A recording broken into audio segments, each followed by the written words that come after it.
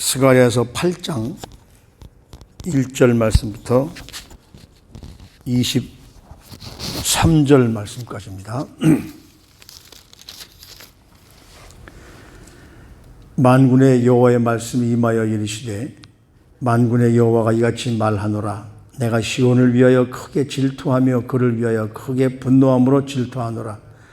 여호와가 이같이 말하노라. 내가 시온에 돌아와 예루살렘 가운데 거하리니 예루살렘은 진리의 성읍이라 일컫겠고 만군의 여호와의 사는 성산이라 일컫게 되리라. 만군의 여호와가 이같이 말하노라. 예루살렘 길거리에 늙은 남자들과 늙은 여자들이 다시 앉을 것이라. 다 나이가 많음으로 저마다 손에 지팡이를 잡을 것이요 그 성읍 거리에 소년과 소녀들이 가득하여 거기에서 뛰놀리라. 만군의 여호와가 이같이 말하노라. 이 일이 그날의 남은 백성의 눈에는 기이하려니와 내 눈에 어찌 기이하겠느냐. 만군의 여호와의 말이니라. 만군의 여호와가 이같이 말하노라. 보라, 내가 내 백성을 해가 뜨는 땅과 해가 지는 땅에서부터 구원하여 내고 인도하여다가 예루살렘 가운데 거주하게 하리니 그들이 내 백성이 되고 나는 진리와 공의로 그들의 하나님이 되리라. 만군의 여호와가 이같이 말하노라. 만군의 여호와의 집 곧 성전을 건축하려고 그 지대를 쌓던 날에 있었던 선지자들의 입의 말을 이날에 듣는 너희는 손을 견고히 할지어다.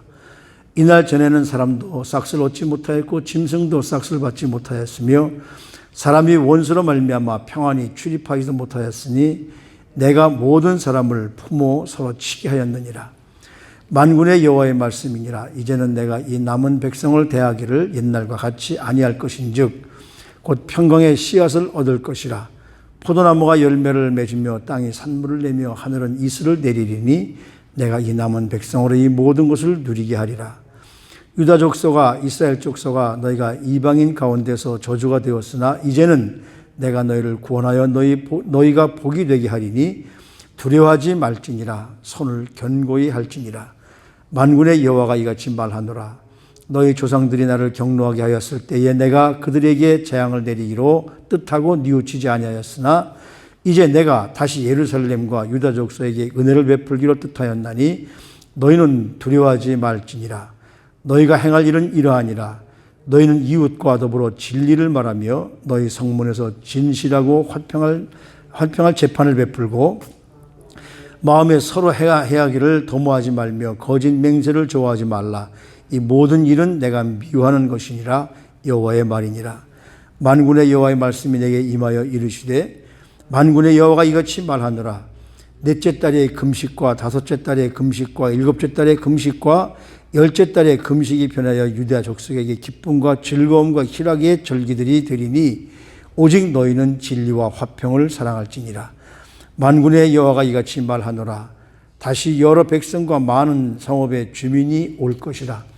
이 성읍 주민이 저 성읍에 가서 이르기를 우리가 속히 가서 만군의 여호와를 찾고 여호와께 은혜를 구하자 하면 나도 가겠노라 하겠으며 많은 백성과 강대한 나라들이 예루살렘으로 와서 만군의 여호와를 찾고 여호와께 은혜를 구하리라. 만군의 여호와가 이같이 말하노라. 그날에는 말이 다른 이방 백성 10명이 유다 사람 하나의 옷자락을 붙잡을 것이라. 곧 잡고 말하기를 하나님이 너희와 함께 하심을 들었나니 우리가 너희와 함께 가려 하리라 하시니라. 아멘.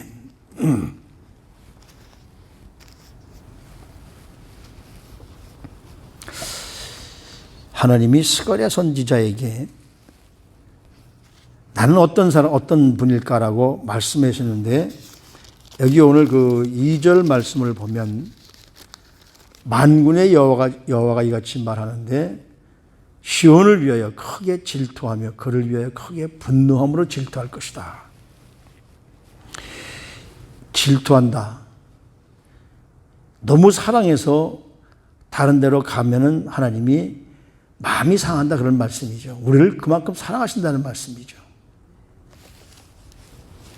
그래서 하나님은 그 백성들이 오직 하나님의 백성들이 오직 하나님만 바라보도록 딴 데 한눈 팔지 말고 세상에 그 능력이나 지위나 뭐 물질이나 이런 데 한눈 팔지 말고 하나님만 바라보도록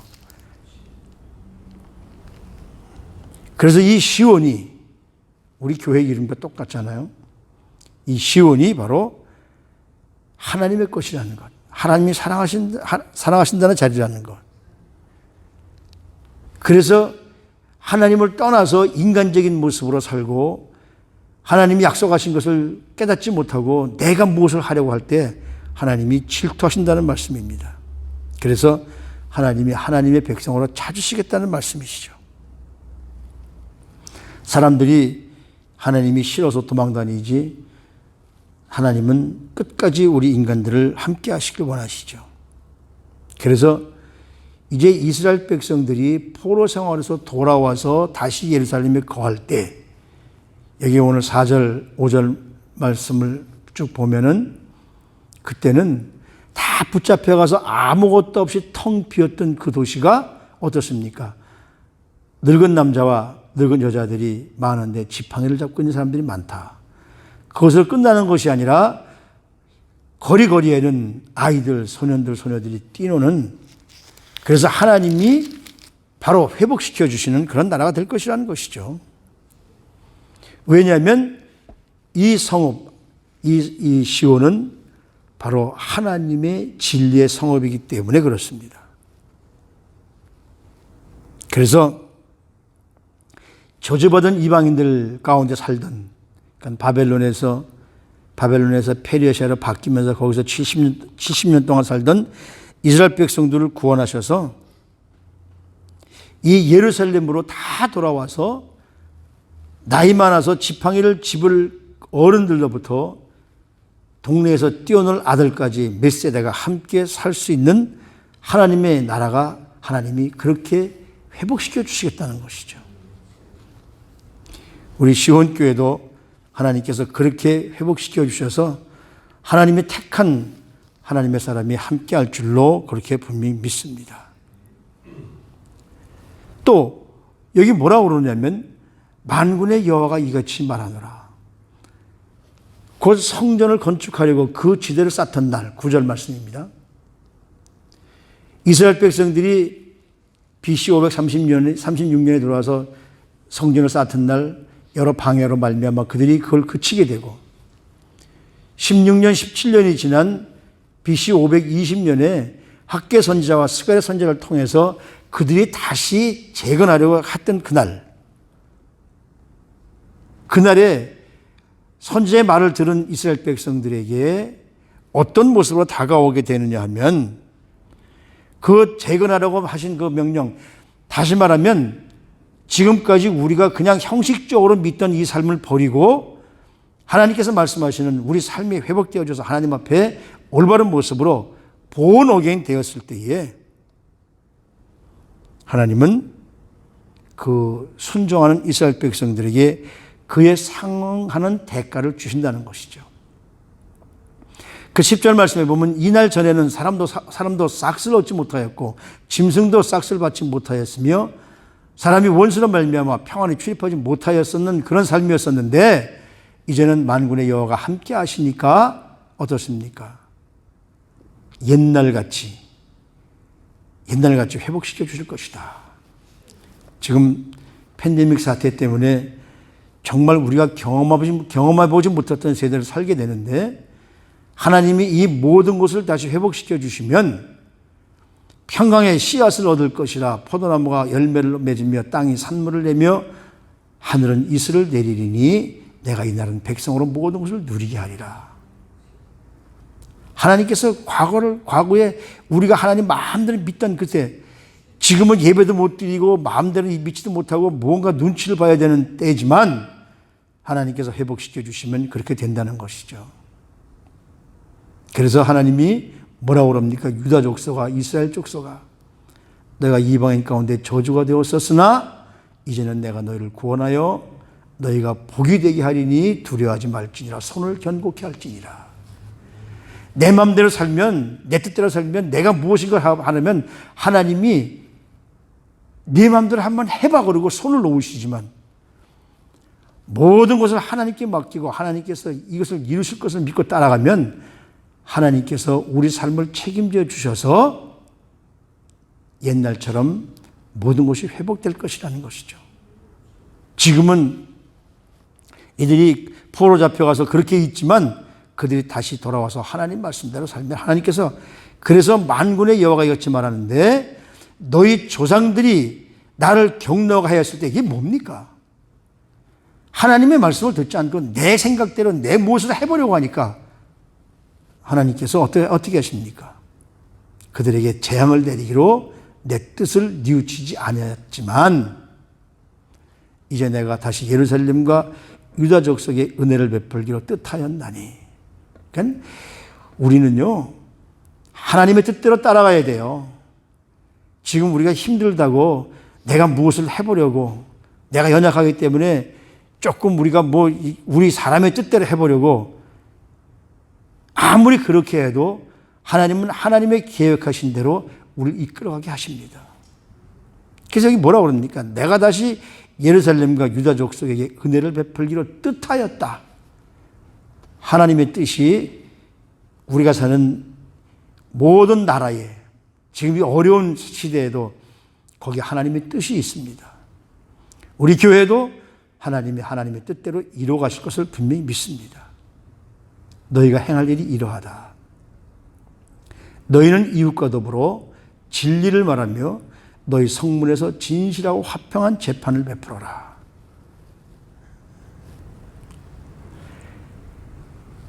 정말 우리가 해야 될 일은 무엇일까? 여기 9절에 있는 말씀처럼 그들이 하나님 학개 선지자와 스가랴 선지자의 말씀을 듣고 나를 내려놓고 하나님 말씀에 순종하기로 결정하니까 그때부터 하나님이 이스라엘 향해서 일을 하시잖아요.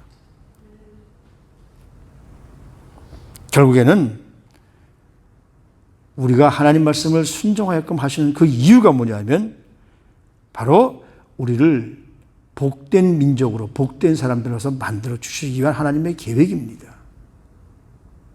네, 그렇게 말하지 않습니까? 내가 너에게 복이 되게 하리니.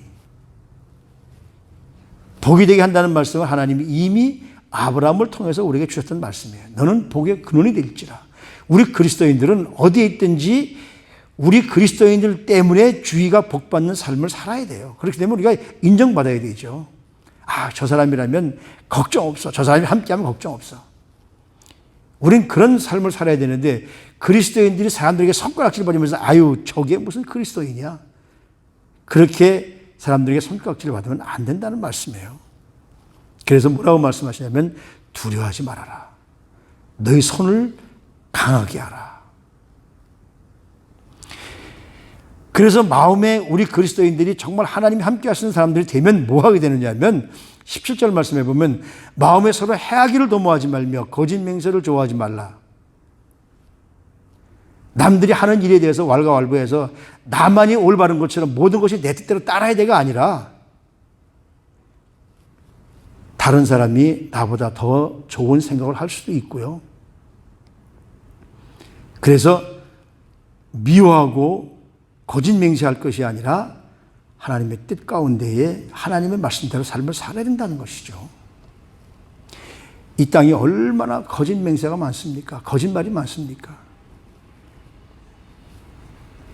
한국뿐만 아니라 미국도 지금 이 이데올로기의 좌우가 나눠져 가지고 그저 뭐만 붙잡으면 그거 가지고 그냥 거짓말로 퍼뜨려서 다른 사람들을 깎아내리기 어렵고 마치 자기가 하는 말만 올바르고 남이 하는 말은 다 틀려가지고 내 뜻대로 따라오지 않으면 안 되라고 우기며 이런 일들이 얼마나 많습니까? 그래서 하나님이 뭐라고 말씀하시느냐 하면 하나님은 진실과 화평이시기 때문에 우리도 하나님을 따라서 진실과 화평을 말하라고 합니다. 그러니까 형식적인 종교 예식은 하나님의 진실과 사랑을 따라갈 수가 없다는 말이죠. 그래서 다시 한번 하나님이 스가랴 선지자에게 금식에 대해서 말씀하십니다.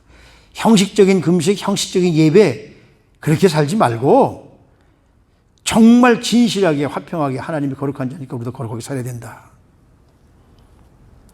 그러니까 형식적인 종교 예식 가지고서는 절대로 하나님의 명령을 따를 수 없다는 것이죠. 그래서 앞에서 그들이 그렇게 말하지 않습니까? 우리가 오래 하는 금식, 7월에 하는 금식을 우리가 꼭 해야 됩니까? 여기 오늘 제가 어제도 말씀드린 것과 마찬가지로 19절 말씀해 보면 만군의 여호와가 이같이 말하노라. 넷째 달의 금식과 다섯째 달의 금식과 일곱째 달의 금식과 열째 달의 금식이 변하여 형식이라는 거예요. 형식. 이게 뭐냐면요. 4월 달에 넷째 달의 금식은 제가 어제도 말씀드렸지만은 열왕기하죠. 열왕기하 25장 맨 마지막 장에 보면 시드기야가 있는 예루살렘을 침공할 때가 바로 언제냐면 10월이에요. 그 이듬해 4월 달에 시드기야가 예루살렘을 포위한 바벨론에서 도망가서 애굽으로 도망가려고 성벽 틈으로 도망가다가 붙잡혀 죽은 날이 바로 4월 9일이에요. 4월의 금식. 그리고 다섯째 달의 금식. 갈대아 사람들이, 바벨론 사람들이 들어와서 예루살렘 성전을 모두 불태워버린 그때가 바로 5월 달이거든요. 5월의 금식. 7월의 금식. 열왕기하 25장에 보면 그달랴 총독이 바벨론 사람들에게 암살당합니다. 그날. 그리고 10월은 아까 제가 말씀드린 대로 예루살렘이 바벨론에 포위됐던 날. 이런 날을 기억하면서, 물론 기억하면서 기도하는 거 당연한 건데 거기에 너무 치우치지 마라. 그 형식에 너무 치우치지 마라. 이제는 형식적인 모습이 아니라 정말 하나님 앞에 진실하게 화평하게 엎드려라. 그래서 자기 중심적인 삶을 버리고 하나님 중심적인 삶을 살 때 그렇게 되면 이웃과 더불어서 화평을 누리고 살아간다는 것이죠. 자기 생각을 포기하고 하나님이 나에게 무엇이라고 말씀하시는가를 깨달을 때 그때 하나님께서 역사하신다는 말씀입니다. 만군의 여호와가 이같이 말하노라. 다시 여러 백성과 많은 성읍 주민이 올 것이다. 하나님이 이스라엘 백성들을 회복시켜 주셔서 스룹바벨을 통해서 1차로, 2차로 느헤미야를 통해서 에스라를 통해서 하나님이 이스라엘 백성들을 다 돌아오게 하시고, 그것도 누굽니까? 하나님을 아는 왕이 아니라 하나님을 전혀 모르는 바벨론을 무너뜨리고 메디와 바사를 일으키면서 했던 고레스라는 사람을 통해서 하나님이 역사하시잖아요. 하나님은 우리의 인간의 뜻대로 움직이시는 분이 절대로 아니십니다. 때문에 우리가 무슨 일을 할 때 내가 무엇을 해보려고 절대로 그렇게 해서는 안 된다는 말씀이죠. 그래서 이 성읍 주민이 저 성읍에 가서 이르기를 우리가 석기 가서 만군의 여호와를 찾고 여호와께 은혜를 구하자. 마지막 때가 되면 제가 이 스가랴서가 메시아에 관한 예언이라고 말씀하지 않습니까? 마지막 때가 되면 하나님이 메시아를 이 땅에 보내주셔서 그들을 따를 때 마지막 절에 보면 만군의 여호와가 이같이 말하노라. 그날에는 말이 다른 이방 백성 10명이 유다 사람 하나의 옷자락을 붙잡을 것이다. 즉 소수의 유태인들을 통해서 그가 예수 그리스도를 믿고 예수님을 전파하기 위해서 그들을 통해서 아시아가 전파되고 유럽이 전파되면서 복음이 온 땅에 전파되게 될 것이라는 말씀이에요. 그래서 모두가 다 하나님이 너와 함께 하심을 들었나니, 바로 그들을 통해서 하나님이 함께 하시는 예수 그리스도의 마지막 복음을 통해서 우리도 함께 구원받게 될 것이라는 그런 놀라운 은혜를 주십니다. 어떤 유명한 그 설교자 목사님이 서인도 제도로 통해서 이 배를 타고 가다가 그 아이가 갑판에서 놀다가 이제 배는 가는 도중에 공이 빠졌습니다. 그런데 그 공을 빠져서 울고 있는데 그 집에 사랑했던 그 개가 바다로 뛰어든 거예요. 그래서 공을 건지려고 뛰어든 거예요. 그래서 그걸 보고서 이제 아버지가 선장에 가서 개를 좀 건져달라고 하니까 개 한 마리 때문에 이 배를 멈출 수 없습니다. 그래요. 그러니까 이 아버지가 그 개를 구하기 위해서 바다로 뛰어듭니다. 그러니까 배가 그 아버지가 뛰어들었으니까 배가 어쩔 수 없이 멈춰서야 되죠.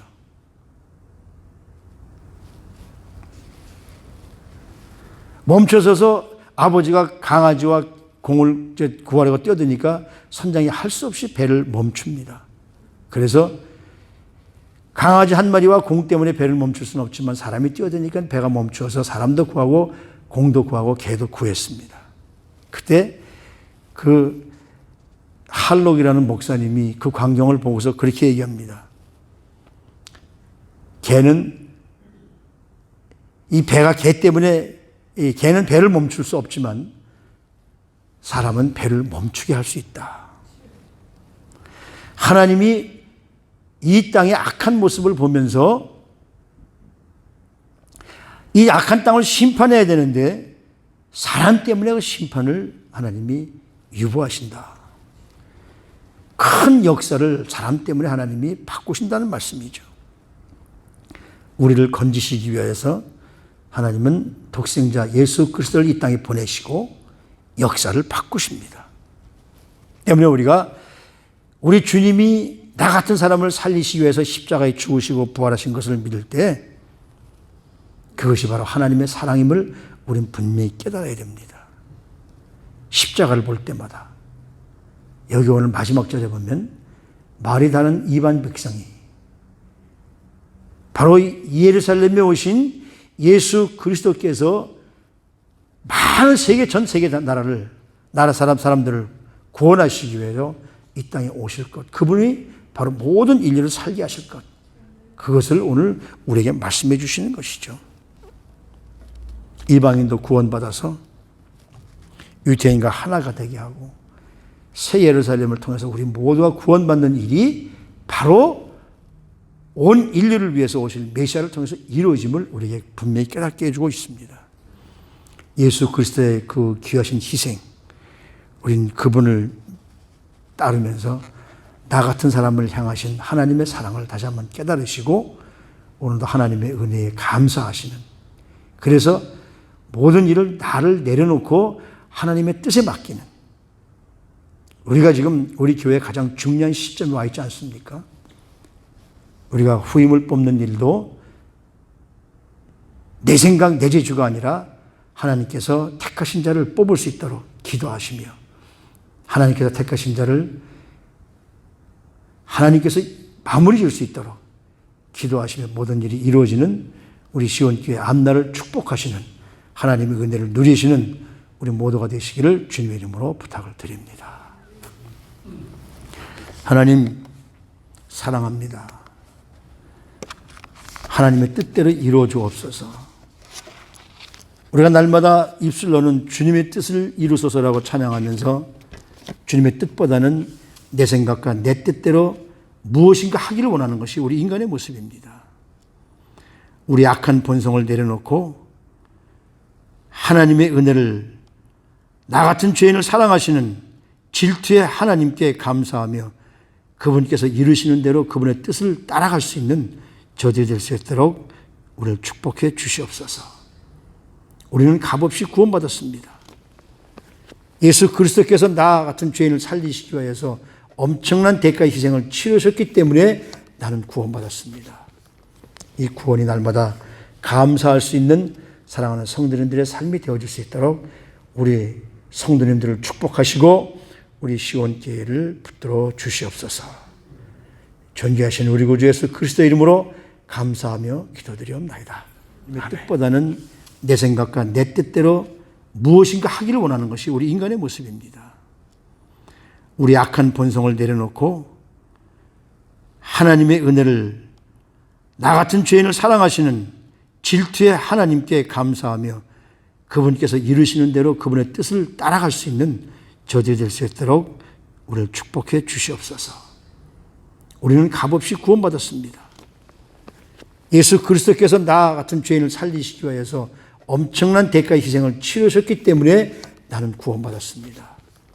이 구원이 날마다 감사할 수 있는 사랑하는 성도님들의 삶이 되어질 수 있도록 우리 성도님들을 축복하시고 우리 시온교회를 붙들어 주시옵소서. 존귀하신 우리 구주 예수 그리스도 이름으로 감사하며 기도드리옵나이다. 아멘.